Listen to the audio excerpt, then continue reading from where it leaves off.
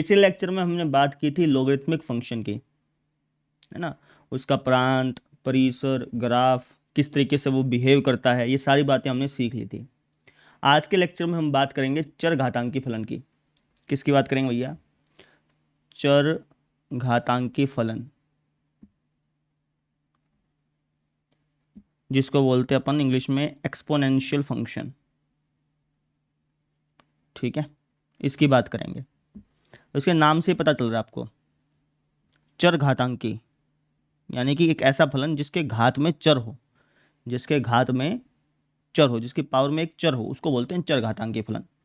जैसे मैंने लिख दिया 2 की पावर x, चर घातांकी फलन है ना। 3 की पावर x, चर घातांकी फलन है। 4 की पावर x, चर घातांकी फलन है। समझ रहे हैं? 5 की पावर x, चर घातांकी फलन है। तो ये जो फलन होते हैं ना, इनको अपन बोलते हैं चर घातांकी फलन। ठीक है, अच्छा जी। अब जो चर घातांकी फलन होते हैं ना, ये भी 2 प्रकार के होते हैं। चर घातांकी फलन 2 प्रकार के होते हैं। कौन कौन से?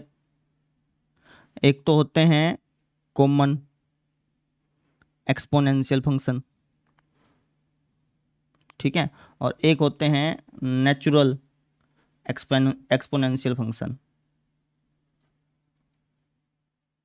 हिंदी में अगर आप बोलें तो एक तो हो गया आपके साधारण चरघातांकी फलन, और एक हो गया आपके प्राकृतिक चरघातांकी फलन।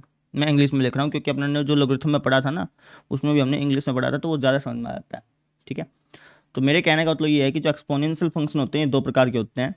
एक तो होते हैं कॉमन एक्सपोनेंशियल फंक्शन, और एक होते हैं आपके natural exponential function. Common exponential function कौन से होते हैं? जिसका आधार 10 हो, जिसका आधार क्या हो? 10।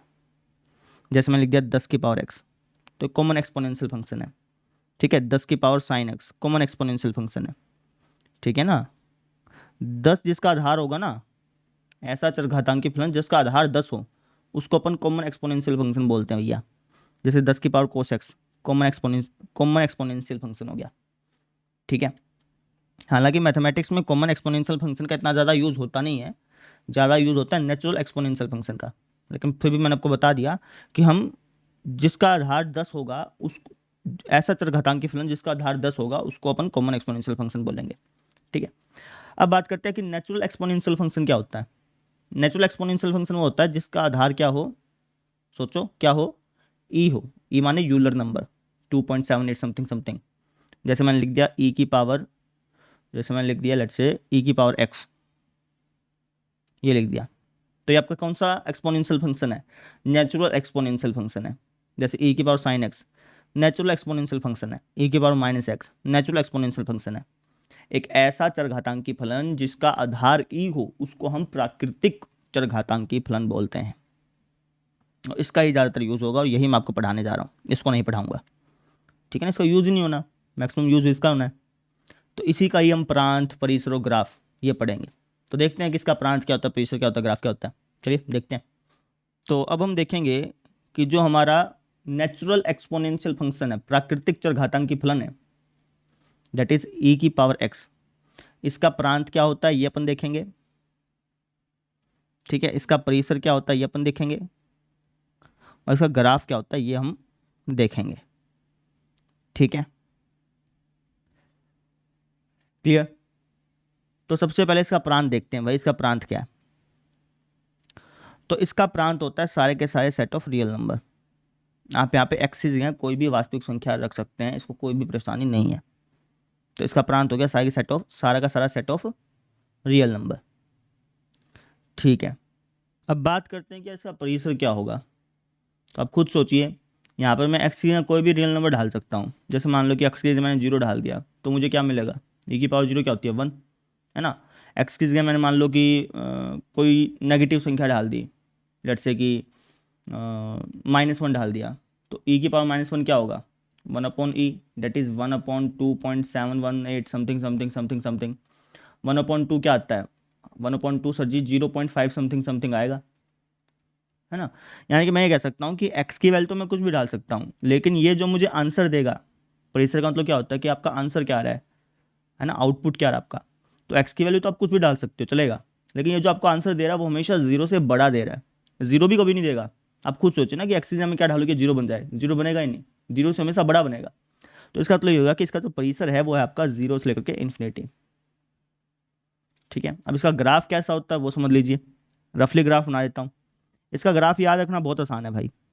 लोग का ग्राफ कैसा होता था, आपका आंसर लोग का ग्राफ होता था इस तरीके से, इस तरीके से, है ना। तो ये जो एक्सपोनेंशियल फंक्शन है इसका ग्राफ क्या होगा, जो लोग का ग्राफ है ना उसी की मिरर इमेज ले लो, उसी की मिरर इमेज। मिरर इमेज मतलब कि जो y बराबर एक्स वाली लाइन होती है ना, ये जो y बराबर एक्स की लाइन नहीं होती क्या, इसको मिरर बोल देते हैं। तो इस ग्राफ की इस रेखा के सापेक्ष मिरर इमेज ले लो। मिरर इमेज लेना तो आप कहेंगे सर ये कुछ इस तरीके से बनेगी, फिर अगर मैं मिरर इमेज लूंगा ना कुछ इस तरीके से, इस तरीके से बनेगी, समझ रहे हैं। जो लोग वाला ग्राफ था उसकी आप मिरर इमेज ले लो, लोग वाले ग्राफ की मिरर इमेज ले लो। लोग वाले ग्राफ की अगर आप मिरर इमेज लोगे ना तो वो जो ग्राफ बनता है, ये जो रेड ग्राफ बन रहा है जिसको मैं हाईलाइट कर रहा हूँ, ये जो ग्राफ बनेगा ये आपका किसका ग्राफ बनेगा, ये आपका y इक्वल टू ई की पावर x का ग्राफ बनेगा। ये किसका ग्राफ होता था, ये ग्राफ होता था y equal to log x with base e, है ना। बेस ई लिखो ना लिखो वो तो अंडरस्टूड बात होती है, सबको पता है कि भैया अगर कुछ नहीं लिखा तो बेस ई ही होगा। ठीक है, तो ये तो ग्राफ है log x का और ये ग्राफ है e की पावर x का, समझ में आ गई। इसको आप ऐसे याद रख सकते हैं। ठीक है, और एक और बात बताऊँ आपको मैं, जो e की पावर x होता है ना, ये जो फंक्शन है तुम्हारा एक्सपोनेंशियल फंक्शन, इसको हम इनवर्स फंक्शन भी बोलते हैं। इनवर्स फंक्शन, व्युत्क्रमणीय फलन किसका, ऑफ log फंक्शन। ये दोनों एक दूसरे के व्युत्क्रम है। log x का व्युत्क्रमणीय फलन ये है और e की पावर x का व्युत्क्रमणीय फलन ये है। आपके आंसर ऐसा क्यों, व्युत्क्रमणीय फलन क्या होते हैं, जिनकी मिरर इमेज बने। जैसे इसकी मिरर इमेज ये बन रही है ना, तो इसका मतलब ये होगा कि ये दोनों एक दूसरे के व्युत्क्रमणीय फलन है। इसका व्युत्क्रमणीय फलन ये है, इसका व्युत्क्रमणीय फलन ये है, समझ में आ गई। जैसे मान लो कि मैंने कह दिया कि f ऑफ x है log x with base e, ये है। मैंने आपसे पूछ लिया कि भाई इसका इनवर्स फंक्शन बताओ, तो आपका आंसर इसका इनवर्स फंक्शन होगा e की पावर x। ये दोनों एक दूसरे के व्युत्क्रमणीय फलन हैं, इसको भी आप याद रख सकते हैं, समझ में आ गई, क्लियर। ठीक है जी, तो हमने ये सीख लिया कि जो हमारा एक्सपोनेंशियल फंक्शन होता है e की पावर जो x है, इसका प्रांत क्या है, परिसर क्या है, उसका ग्राफ कैसा है, ये हमने सीख लिया। इसका ग्राफ कुछ ऐसा ऐसा होता है, ये वाला।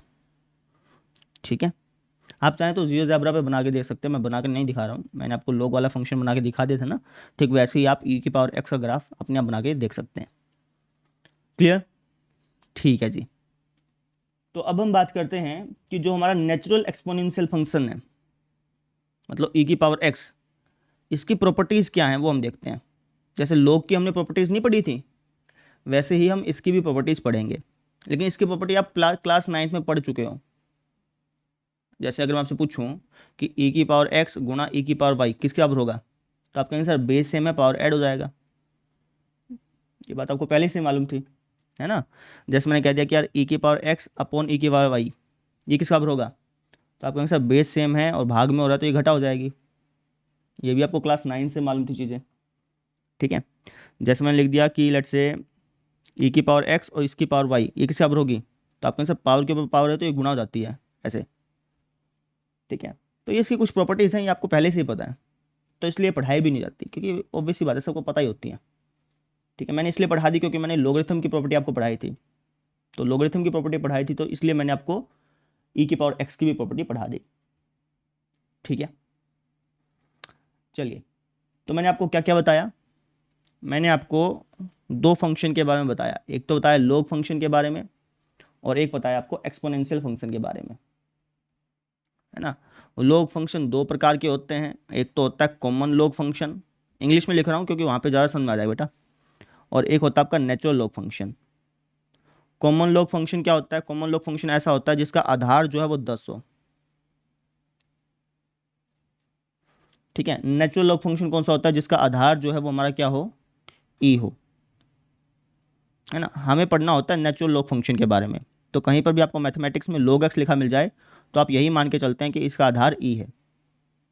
ठीक है, फिर मैंने बताया कि भाई इसका प्रांत क्या होता है, इसका प्रांत क्या होता है भैया, इसका प्रांत होता है आप यहाँ पे x की जगह कौन कौन सी संख्या रख सकते हैं, तो आप कहेंगे सर x की जगह log फंक्शन में मैं x की जगह कौन कौन सी संख्या रख सकता हूँ, क्या मैं जीरो रख सकता हूँ यहाँ पे, तो अगर आप यहाँ पे जीरो रखेंगे तो इसका मतलब हो जाएगा कि भाई e की पावर में ऐसे क्या रखोगे जिससे कि जीरो आ जाए, तो ऐसी तो कोई संख्या होती नहीं है, e की पावर आप ऐसी कुछ रख ही नहीं सकते जिससे कि जीरो आंसर आ जाए। तो इसका जो प्रांत होता है वो हमेशा जीरो से बड़ा और इन्फिनिटी तक होता है, तो इसका प्रांत ये हो गया। परिसर क्या होता है इसका परिसर होता है सेट ऑफ रियल नंबर, ये आपको कुछ भी आंसर दे सकता है।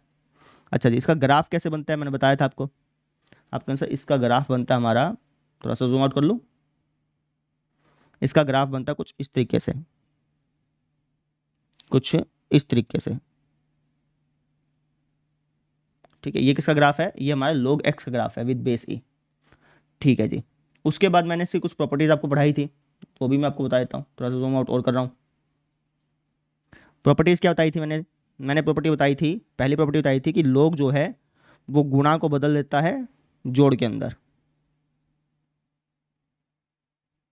ठीक है। इसका आधार चाहे आप कुछ भी ले लो, ये जरूरी नहीं कि इसका आधार ई लेंगे तभी ये गुणा को प्लस के अंदर बदलेगा, नहीं, चाहे आप इसका आधार 10 ले लो, 20 ले लो, कुछ भी आधार ले लो, लोग हमेशा गुणा को प्लस के अंदर बदलता है, ठीक है।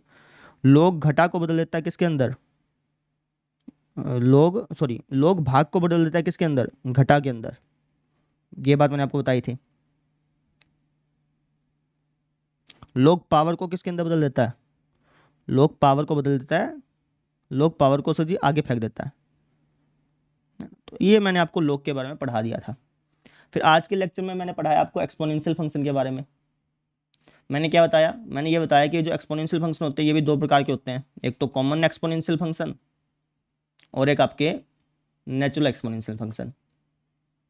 कॉमन एक्सपोनेंशियल फंक्शन कौन से होते हैं, जिसका आधार 10 हो, जिसका आधार 10 हो उसको अपन कॉमन एक्सपोनेंशियल फंक्शन बोलते हैं। नेचुरल एक्सपोनेंशियल फंक्शन कौन सा होता है, जिसका आधार ई हो, ठीक है। जैसे मैंने लिख दिया e की पावर x, तो ये हमारा नेचुरल एक्सपोनेंशियल फंक्शन है, ठीक है ना, ठीक है जी। फिर मैंने बताया था कि भाई हमें नेचुरल एक्सपोनेंशियल फंक्शन के बारे में ही पढ़ना है, ये यूज़ ही नहीं होते, जैसे इसमें नहीं होते थे वैसे इसमें ये यूज़ नहीं होते, हमें नेचुरल एक्सपोनेंशियल फंक्शन के बारे में पढ़ना होता है। तो मैंने आपको इसका प्रांत बताया, इसका प्रांत क्या होता है बताना जरा। तो आप कहेंगे सर प्रांत माने कि आप यहाँ पे एक्स में कौन सी संख्या डाल सकते हैं, तो आप एक्स में यहाँ पे कुछ भी डाल सकते हैं, सब चलेगा। लेकिन इसका जो परिसर होगा ये आपको आंसर कहाँ से कहाँ तक देगा, ये आपको आंसर देता है 0 से लेकर के इन्फिनिटी तक, ठीक है ना। अच्छा जी, अगर मैं आपसे इसका ग्राफ पूछूं तो क्या आएगा इसका ग्राफ, इसका ग्राफ आएगा सर जी कुछ इस तरीके से। कैसा आएगा इसका ग्राफ, इसकी मिरर इमेज ले लो, y बराबर x के सापेक्ष इसकी मिरर इमेज ले लो, लेना इसकी मिरर इमेज, तो सर जी कुछ इस तरीके से बनेगी, समझ रहे हैं। इसकी अगर आप मिरर इमेज ले लेंगे ना इसके सापेक्ष तो ऐसी तो बनेगी, तो इसका ग्राफ कुछ ऐसा ऐसा बनता है, ठीक है। इसके बिल्कुल ऐसा भिड़ा हुआ होता है, ऐसे जाता है, ठीक है, एक्सपोनेंशियली ग्रोथ करता है ये चीज़, तो इसका ग्राफ कुछ ऐसे बनता है। फिर मैंने आपको इसकी प्रॉपर्टीज़ भी कराई है ना, वैसे प्रॉपर्टीज़ आपको पहले से ही पता थी, फिर भी मैंने आपको फॉर्मेलिटी के लिए करा दी। जैसे e की पावर x गुणा में e की पावर y लिखा है, तो ये क्या हो जाएगा, e की पावर x प्लस y हो जाएगा, ठीक है ना। जैसे लिखा हुआ है e की पावर x अपॉन में e की पावर y, तो क्या हो जाएगा, ये हो जाएगा e की पावर x माइनस वाई, ठीक है। अच्छा जी, जैसे लिखा हुआ है e की पावर x और इसकी पावर y, तो ये हो जाता है e की पावर x गुणा y, है ना। तो ये दोनों बातें मैंने आपको बता दी, आपको लोगरिथमिक फंक्शन के बारे में बता दिया गया सारी की सारी बातें, और एक्सपोनेंशियल फंक्शन के बारे में भी सारी की सारी बातें बता दी गई।